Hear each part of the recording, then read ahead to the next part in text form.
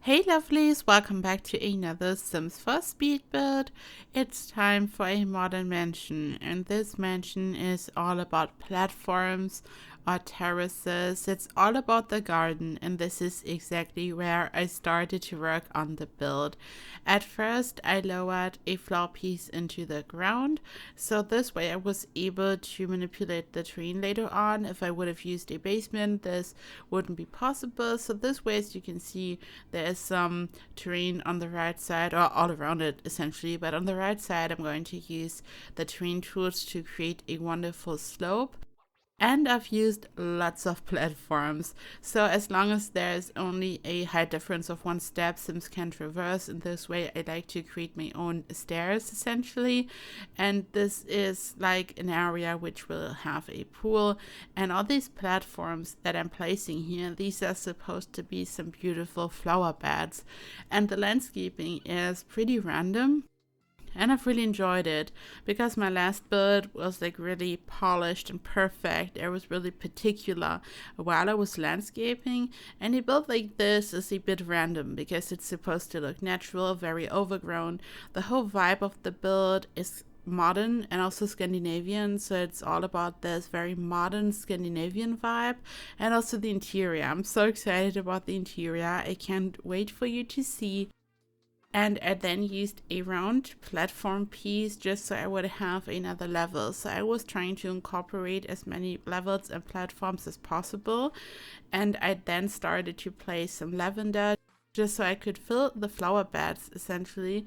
And the thing is, whenever I'm working on a like cascading flower bed like this one, it's always like really confusing to me because it's so easy to kind of hide the height difference. So you want to have this look where you have different steps and levels, but when you add too many plants, it's not even visible anymore. So you have to make sure to not add too much. And then I started to work on the pool, which is kind of the eye-catching feature here probably. As I said, it's all about the garden and spending time on the outside, so I wanted to create a extra special pool. I'm using a base game debug wood plank here, and I'm using Alt on my keyboard and the left mouse button to rotate each individual wood plank. I'm using the rug to have a guideline, and when I'm creating a pool shape like this one, I like to combine two of them, and I can just totally recommend it because it's so much easier to really see the dimensions, because I feel like when you just start to work on a shape like this, it's really hard to tell how big it's going to end up and if it even like really fits into your garden. I mean, it's a problem for me at least. Like, I have a really hard time. For me, it feels like starting to draw on an empty paper or canvas, and you don't really know where to start, and then like you want to have a face in the center, for example, but then it's like a bit on the left and you just want to move it to the center, but this is of course not possible when you are drawing, at least traditional drawing. And like this is like the whole struggle for me here, and I've always struggled with this when I'm drawing. It's difficult, and here it's like the same. So I like to have a guideline. I like to have an idea what to do. I mean, the guideline is obviously just so I have a really perfect round shape, but it's also about just knowing how big it's going to be. Like, you can place your rugs and you can already kind of tell if it's going to work out or not, and if it's looking cool. I then use the pool tool to just fill in the area. So the edge of the pool is hidden below all my wood planks, and this object is non-existent to your Sims as one of those objects that your Sims will ignore, so they will get into the pool. I then just decorated a bit, and these chairs from Cats and Dogs are just so cute. I was going for this rustic vibe, and this table and these chairs are just perfect.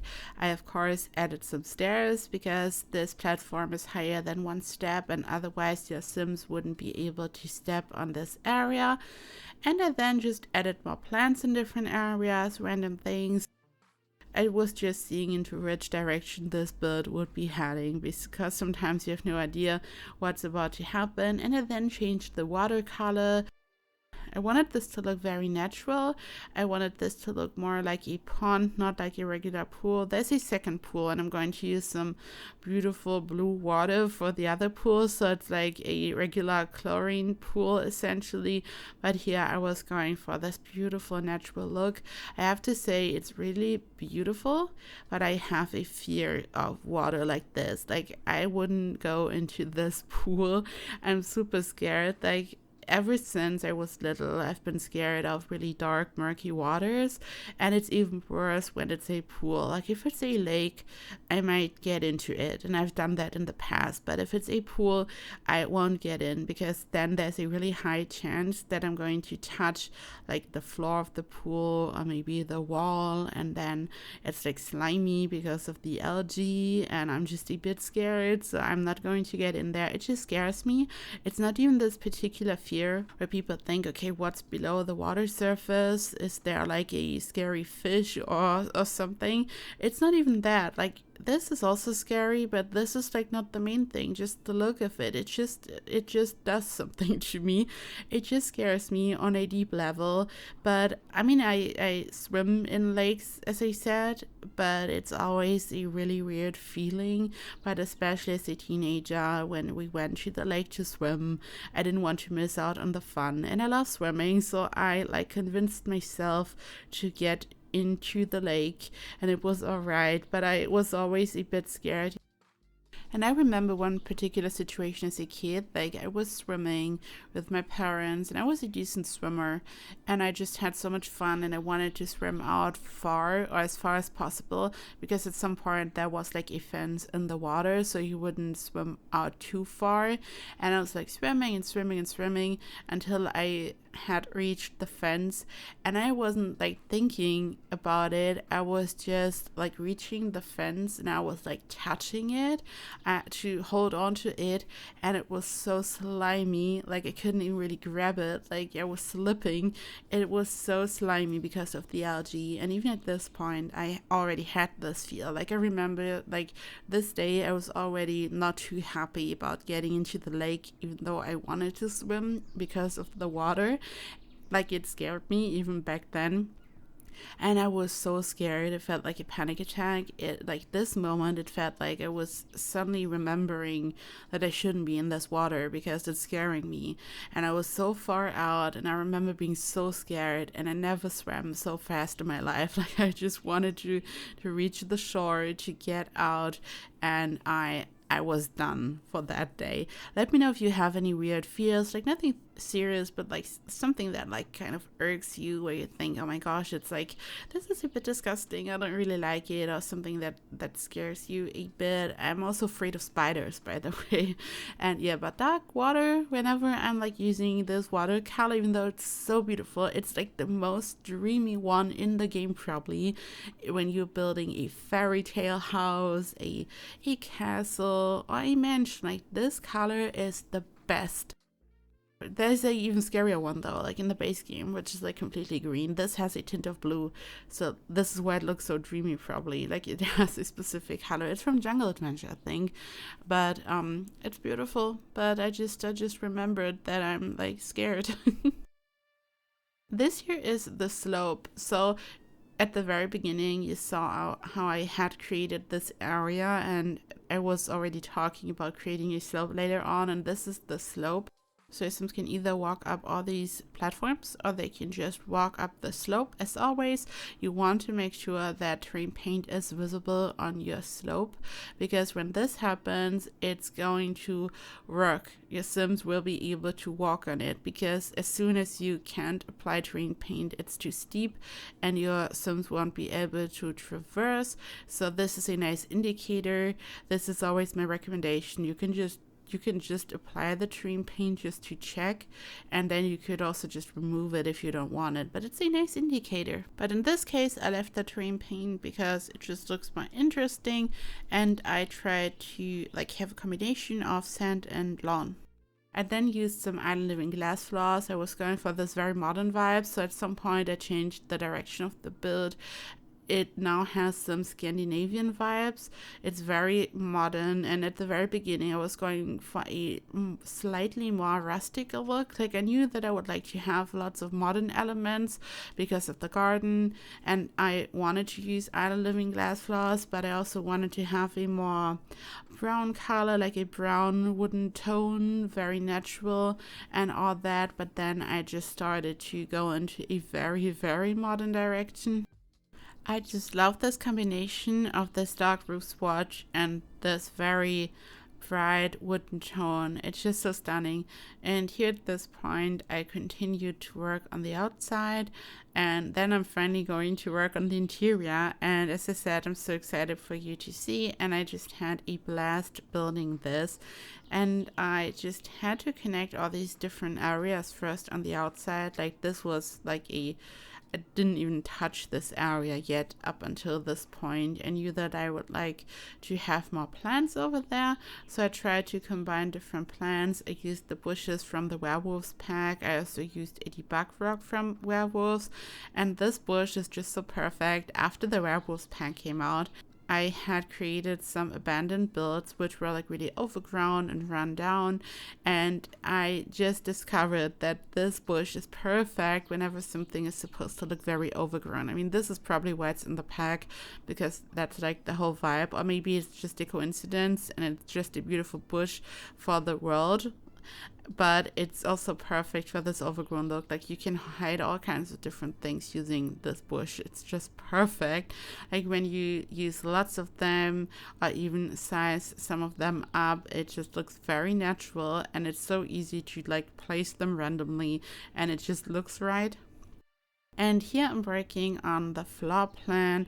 I just took a look at the inside because I had just created the outside and I had no idea what was going on the inside, and I then just decided to have 2 bathrooms. So this room in the center up here, this is going to be 1 bathroom, and then one is going to be down there. The house is relatively compact. It's a 50 by 40 lot, but I had used a good amount of the space just for landscaping, so I just had to make it work. But I really love the floor plan. I feel like it seems to be very realistic.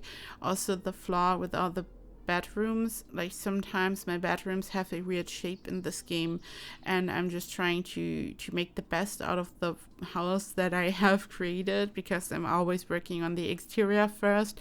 But here in this case it was just perfect. It seems to be really realistic.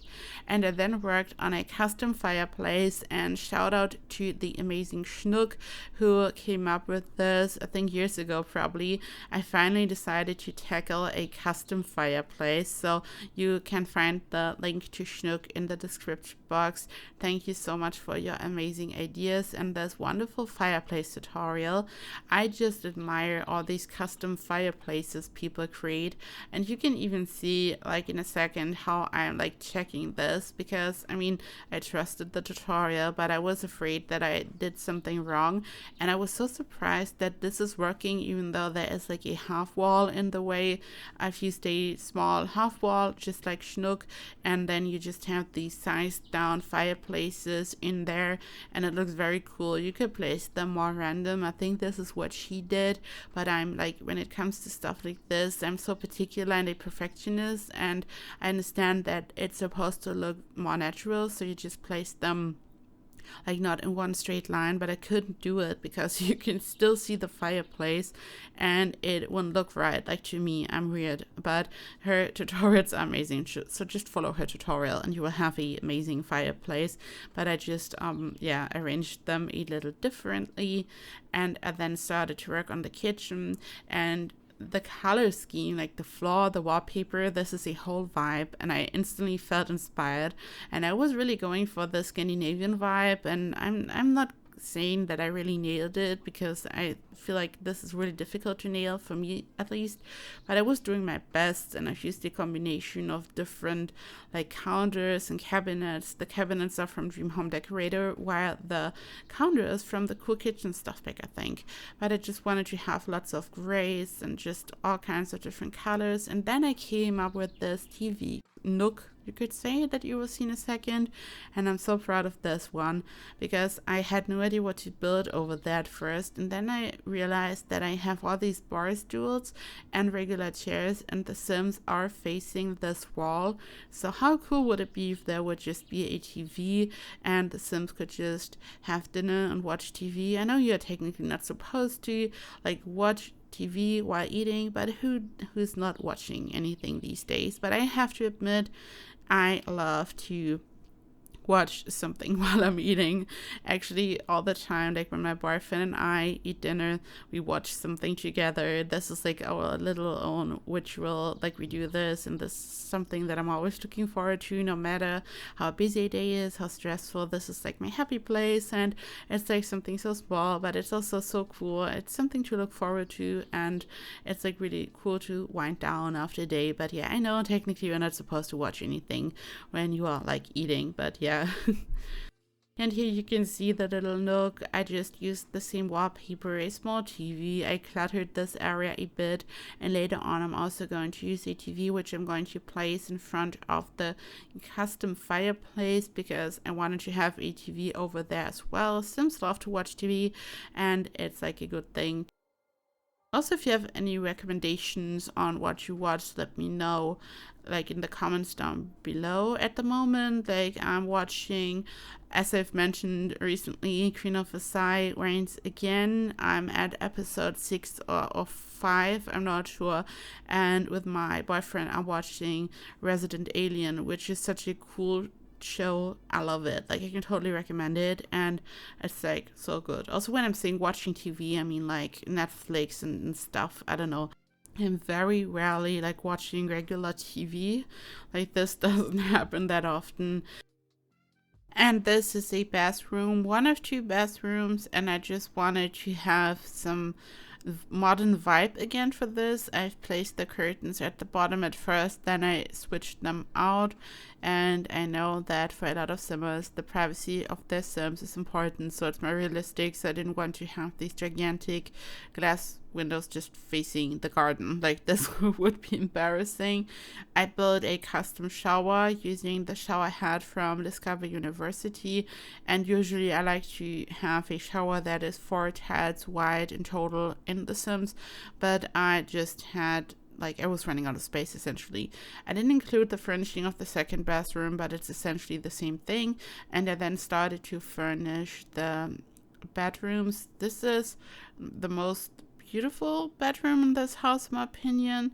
Kind of feels like the master bedroom. It's relatively compact, but it has anything a Sims need. And I created a fancy mirror wall like right behind the dresser, so there's like, I don't know, just a fancy vibe going on. Again, really modern, but also rustic. I was going for these colors that you can see here, so I have this modern Scandinavian look. I mean, Tidy Living introduced lots of objects which are supposed to have this vibe. I think it's called hygge.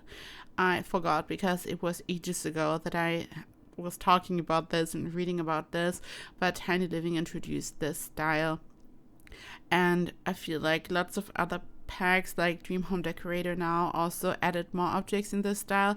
Probably not like on purpose, but it like there are just different objects which follow this type of vibe, in my opinion. And this is the 3rd bedroom. So I have one which has bunk beds, and then I just built one which has like this single bed here, as you can see. But you could just change this if you would like to have another bunk bed or a double bed in there. It's like really easy to just change. But this is more of a teenager room, I guess. Like this is the vibe, pretty grown up, almost like a regular bedroom kind of. But yeah, and this is it. This video is slowly coming to an end. You can here see lots of screenshots.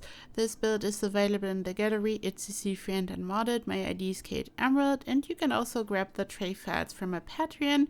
And speaking of which, it's time to thank my wonderful Emerald Patreons and my wonderful Emerald YouTube members. A big thank you to Mehmet, Ali, Baris Khan, Alice Duidi, Charlotte, Asia, Emma Barnes, Lisa Martin, Saturated Spark, Shannon McClam, Talena Lynn, Stephen, and Tina Turner. Thank you so much for your gigantic support. A big thank you to all my other Patreons and YouTube members.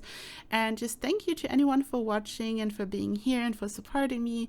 It just means the world to me that you are watching. I love you all so much. I hope you have a perfect day, and I hope I see you in the next video. Bye bye.